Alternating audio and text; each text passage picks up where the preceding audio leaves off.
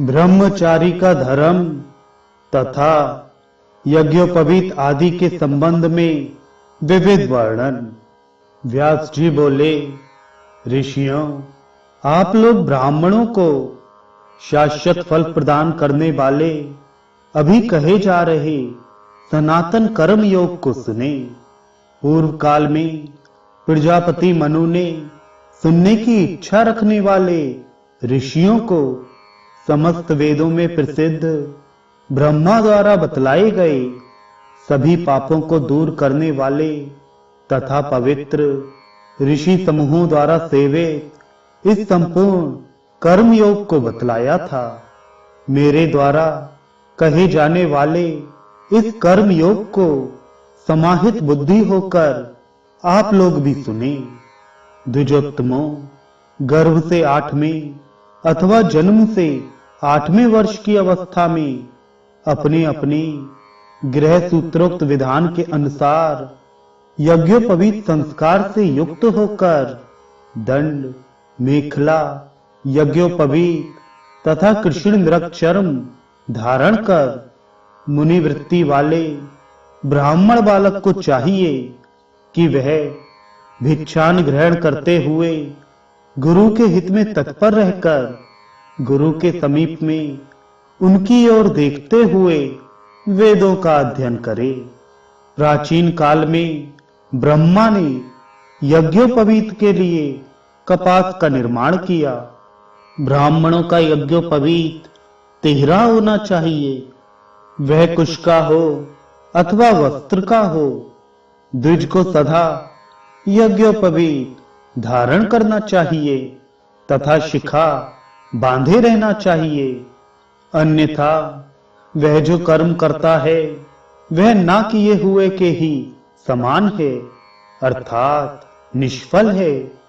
कपास या रेशम का बना हुआ विकार रहे, अर्थात जला कटा ना हो, इस प्रकार का वस्त्र पहनना चाहिए। ऐसे ही स्वच्छ छिद्र रहे तथा उत्तम शास्त्र विधि के अनुसार वस्त्र को धारण करना चाहिए। उत्तरीय वस्त्र के रूप में कृष्ण मृग चर्म शुभ कहा गया है। इसके अभाव में दिव्य चर्म अथवा रोरु मृग के चर्म का विधान किया गया है। दाहिना हाथ उठाकर बाएं हाथ के ऊपर अर्थात बाएं कंधे पर स्थापित यज्ञ सूत्र को उपवीत कहा जाता है। नित्य ऐसे रहना चाहिए। कंठ में माला की तरह लटके रहने पर यज्ञ सूत्र निवीत कहा जाता है। द्विजों, बायां हाथ बाहर निकालकर दाहिने बाहु के ऊपर अर्थात दाहिने कंधे के ऊपर रखे हुए यज्ञ सूत्र को प्राचीनावीत अथवा अपस्व्य कहा जाता है। इसका प्रयोग पितृ कर्म में करना चाहिए। यज्ञशाला, गौशाला, होम, जप, स्वाध्याय, भोजन, ब्राह्मणों की सन्निधि, गुरुओं की उपासना, दोनों संध्याओं और साधुओं के सत्संग के समय नित्य उपवीति रखना चाहिए। यह सनातन विधि है। विप्र की मेखला मूंज से बनी हुई तिहरी बराबर तथा चिकनी बनानी चाहिए। मूंज के अभाव में कुश की 1 या 3 ग्रंथियों से युक्त मेखला बनानी चाहिए। द्विज को केशांत पर्यंत बिल्व अथवा पलाश का, चाहे किसी यज्ञीय वृक्ष का, सुंदर, चिकना तथा छिद्र आदि से रहित दंड धारण करना चाहिए। द्विज को सायं तथा प्रातः समाहित होकर संध्या करनी चाहिए।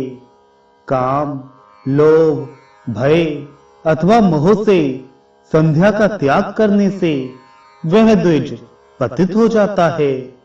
तदनंतर प्रसन्न मन से सायं और प्रातः हवन करना चाहिए। स्नान के उपरांत देवताओं, ऋषियों तथा पितरों का तर्पण करना चाहिए। पत्र, पुष्प अथवा जल से देवताओं का पूजन करना चाहिए। आयु तथा आरोग्य की प्राप्ति के लिए आलस्य आदि से सर्वथा मुक्त होकर यह मैं अमुक नाम वाला आपको प्रणाम करता हूँ, इस प्रकार धर्म पूर्वक वृद्ध जनों का नित्य अभिवादन करना चाहिए।